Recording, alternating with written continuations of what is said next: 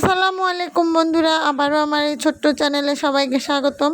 আমি আজকে আবারও একটি নতুন রেসিপি নিয়ে হাজির হয়েছি। আমি আজকে কাঠুয়ার ডাঁটা সরিষা দিয়ে রান্না করব।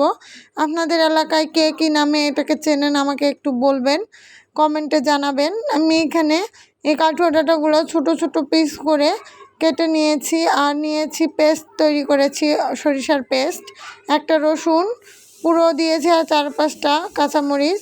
আপনারা চাইলে এর সঙ্গে একসঙ্গে জিরা দিয়েও পেস্টটা তৈরি করে নিতে পারেন। এরপর এখানে আমি ফোড়ন দিয়েছি।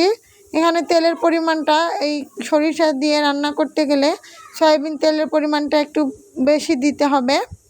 এখানে আমি জিরা আর তেজপাতা ফোড়ন 2-3 মিনিটের মতো ভালোভাবে নেড়ে চেড়ে নিয়ে এখানে এখন কাঠুয়া ডাঁটাগুলো দিয়ে দিব। এখানে কাঠুয়া ডাঁটাগুলো ছোট ছোট করে কেটে নেবেন, এতে দেখতেও ভালো লাগে, আর মশলাও এই ডাঁটার ভিতরে ঢুকে যাবে।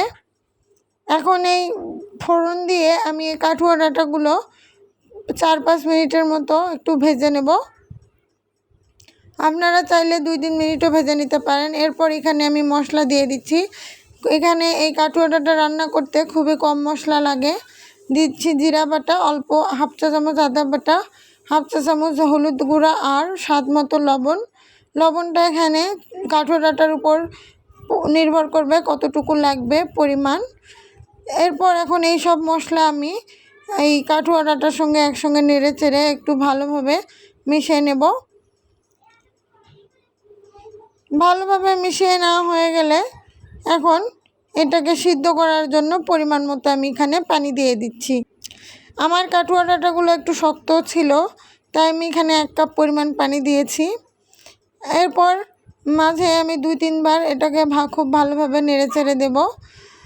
দেখেন পানিটা অনেকটাই শুকিয়ে গিয়েছে, আর ডাঁটাগুলো মোটামুটি সিদ্ধ হয়ে গিয়েছে।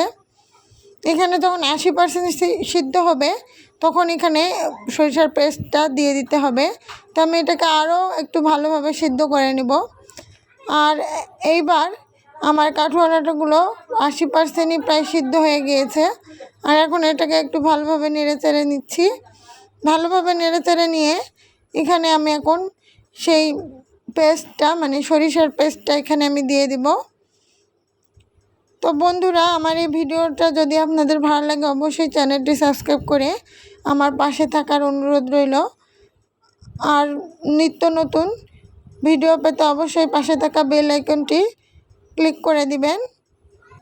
এখন সরিষার পেস্টটা দিয়ে তরকারি কাঠুয়া ডাঁটার সঙ্গে খুব ভালোভাবে নেড়ে চেড়ে মিশিয়ে নিতে হবে, আর এই কাজটা একটু ধৈর্য ধরেই আপনারা করে নেবেন। এখন এখানে আমি সামান্য পরিমাণ পানি দিয়ে দিচ্ছি। আমি বাটিটা ধুয়ে সামান্য পরিমাণ পানি দিয়েছি, আর একটু পানি দিব সেটা পরে। এখন এটাকে একসঙ্গে আরেকটু ভালোভাবে নেড়ে চেড়ে নিচ্ছি। এই কাঠুয়া ডাঁটা সরিষা দিয়ে রান্না করলে খেতে যে এতটাই স্বাদ লাগে, ভাত দিয়ে না, আপনি খালি মুখে অনায়াসে 1 বাটি তরকারি শেষ করে দিতে পারবেন। আর গরম গরম ভাতের সঙ্গে তো কথাই নেই, মাছ মাংসের স্বাদকেও হার মানাবে। পানি দেওয়া হয়ে গেলে তরকারিটা এখন আমি ঢেকে দিব। 8 থেকে 10 মিনিট জাল দিলেই তরকারিটা আমার রান্না হয়ে যাবে। আর 8 থেকে 10 মিনিট পরে আমি আপনাদের ঢাকনা তুলে দেখাচ্ছি আমার কাঠুয়া ডাঁটা রান্না রেডি। আর এখন নামানোর আগে 1 থেকে 2 চামচের মতো আমি এখানে চিনি দিয়ে দিব। চিনি দেওয়াটা এখানে স্কিপ হয়ে গিয়েছে। তরকারিটা এরকম মাখো মাখোই হবে। যখন তেল উপরে চলে আসবে তখন বুঝতে হবে তরকারিটা রান্না হয়ে গেছে। আর এখন এটা গরম গরম ভাতের সঙ্গে পরিবেশনের পালা। তো ভালো থাকবেন সবাই, দেখা হবে আবারও নতুন কোনো রেসিপি নিয়ে। আল্লাহ হাফেজ।